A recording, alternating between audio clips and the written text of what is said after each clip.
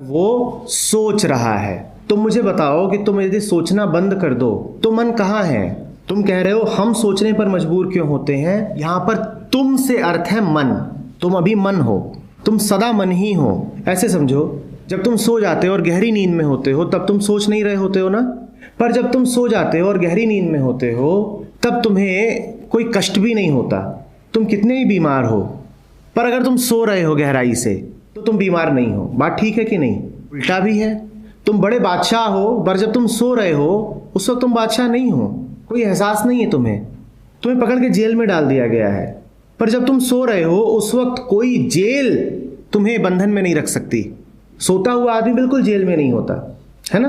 मन जिन चीजों पर पलता है वो सब चली जाती हैं जैसे ही विचार शांत होता है।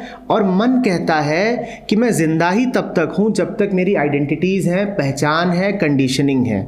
जैसे ही विचार रुकता है, जैसे ही सोच रुकती है, वैसे ही आइडेंटिटीज भी थम जाती हैं। बादशाह बादशाह नहीं रहता, दुख दुख नहीं रहते। तो इसीलिए इस डरे हुए मन की पूरी कोशिश रहती है कि वो सोचता ही रहे। जब तक वो सोच रहा है उसे लगता है मैं जिंदा हूं।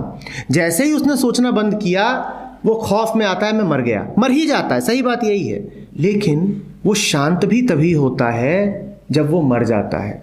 Classically great importance has been paid to the death of the mind. चाहा ही यही गया है। दुनिया भर का जो बोध साहित्य है, विजडम लिटरेचर, उसमें चाहा ही यही गया है कि बस किसी प्रकार से इसकी शांति हो जाए, मनोनिग्रह, मनोनाश। और फिर जिंदगी बिल्कुल जी उठती है क्योंकि मन हल्का है, चुप बैठा है, शांत है। अब तुम भी हल्के हो, तुम्हारे लिए पूरा आसमान खुल गया है। आ रही बात समझ में? सोचना एक डरे हुए मन का उपाय है अपने आप को यह बताने का कि मैं कुछ हूं। इसीलिए तुम इतनी चिंता करते हो, इसीलिए तुम इतनी योजनाएं बनाते हो। तुम ये सब ना बनाओ तो तुम्हें ये एहसास कहां से होगा कि मैं कुछ हूं? तुम्हारा अहंकार जिंदा कैसे रहेगा? ईगो थॉट के बिना जिंदा नहीं रह सकती, इसीलिए वो लगातार थॉट को चाहती है चलते रहने देना। और इसी कारण तुम लगातार सोचते रहते हो। और इसी कारण तुमने देखा होगा बहुत सारे लोग हैं वो निरंतर चिंता में ही बने रहते हैं। कुछ नवियों कारण तो ढूंढ निकालेंगे, पर उन्हें चिंता करनी जरूर है। वो चिंता करना ये मत समझ लेना कि उन्हें किसी से बहुत प्रेम है इस कारण चिंता कर रहे हैं। वो चिंता इसलिए कर रहे हैं ताकि उनका अहंकार कायम रहे।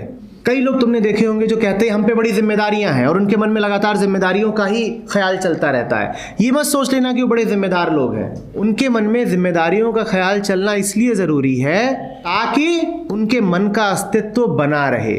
वो ख्याल चलना बंद हुआ, उनका अहंकार घुल जाएगा। इसीलिए वो लगातार सोचते रहेंगे।